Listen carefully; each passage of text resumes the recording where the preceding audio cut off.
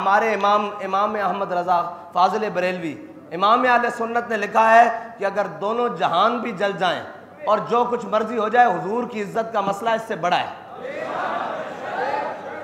और रही बात कि हुजूर की इज्जत के मसले में या कुरान के तहफ़्फ़ुज़ के मुकाबले में तुम किसी भी चीज़ को लाकर खड़े हो, सबसे पहले तहफ़्फ़ुज़ कुरान है, तहफ़्फ़ुज़ नामूस रिसालत है, उसके बाद जो चीज़ आएगी उसका तहफ़्फ़ुज़ है। मन कतल मुआहिदन मिन गैर कुनातिन है, मिन गैर कुनातिन, जो बिला वजह कोई बात करे, और बिला वजह तो नहीं हुई ना भाई, हम तो यही बताते हैं भी बिला वजह नहीं हुई। बिला वजह अगर हुई होती और इल्ज़ाम धरते हैं हम पर, मैंने कहा अच्छा इल्ज़ाम है हम पर, तो हमने कब कहा है कि हम नामूस रिसालत के लिए बाहर निकलने वाले नहीं हैं?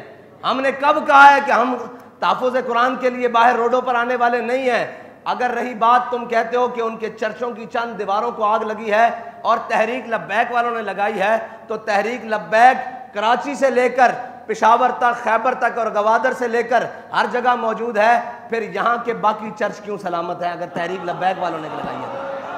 और रही बात ये हमारा, वो उस वक्त भी जब आखिरी धरने में बाबा जी के साथ हम गए थे, तो उस वक्त भी इन्होंने इल्ज़ाम लगाया कि ये एम्बेसी को जलाना चाहते हैं, ये जनाब उसको फ्रांस की एम्बेसी को आग लगाना चाहते हैं। बाबा जी ने उसमें भी बरबला कहा था कि हमारा ये मकसद नहीं है कि हम उनकी एम्बेसियों को जलाना चाहें, हमारा ये मकसद है कि जो इस पाकिस्तान के तख्त पे ऊपर बैठा हुआ है वो खड़ा होकर कहे कि मन सब्बा नबीजन।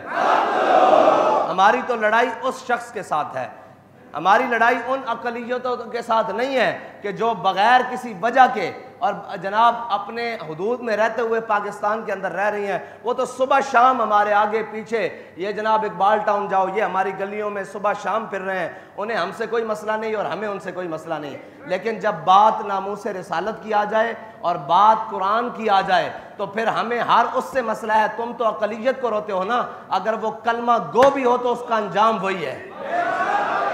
हमने कोई अपने यहाँ म्यार वो नहीं रखा हुआ कि जनाब ये बड़ा कलमा गो है, ये बड़ी नमाजें पढ़ता है और इसने बड़े हज किए हैं। भाई उसका सारे हक सलब हो जाते हैं जब वो किसी मुक़द्दसात इस्लाम के बारे में अपनी ज़ुबान खोलता है या अपने किसी अमल से इस्लाम की तौहीन करता है। हमारा मौक़िफ़ आज भी वही है।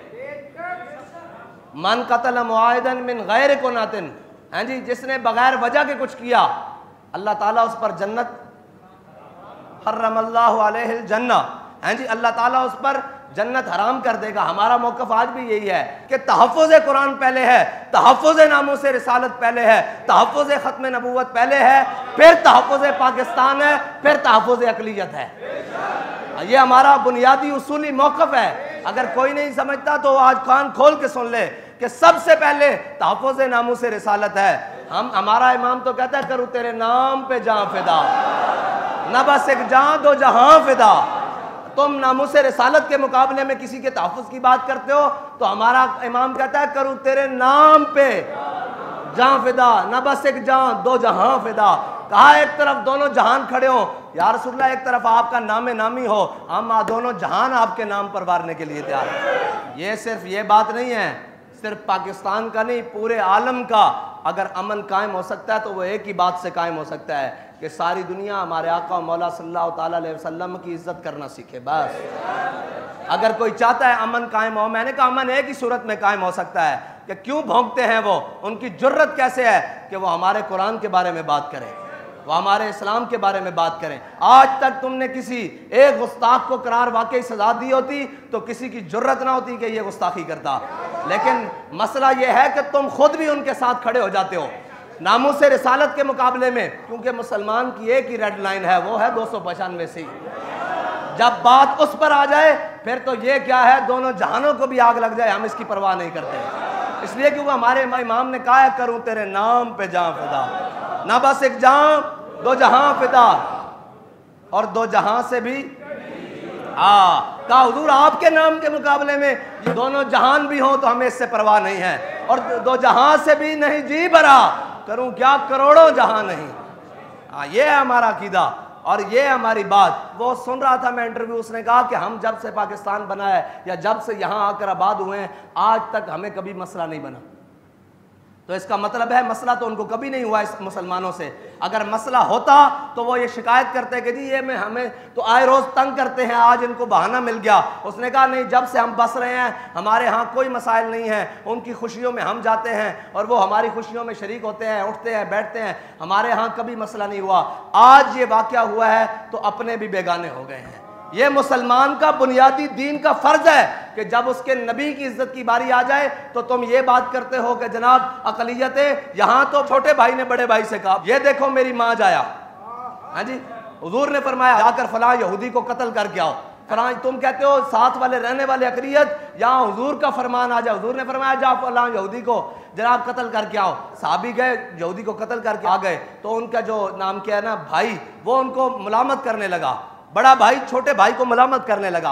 हजरत मुहय्यसा पहले इस्लाम ले आए और खुवैयसा बाद में लेकर आए। बड़े भाई ने छोटे भाई को मुलामत की ना, मुलामत की कि ये देख तू, तेरे अभी रगों में यहूदी के कर्ज का खून दौड़ता है, उसी यहूदी को और तू उसको मार आया है। जब नामूस से रिसालत की बात आएगी हम तो अपने बड़े भाई को नहीं देखते यार, हम तो अपने सगे रिश्तों को नहीं देखते। और हजरत मुहय्यसा ने खुवैयसा का हाथ पकड़ा और बाहर चौक में ले आए।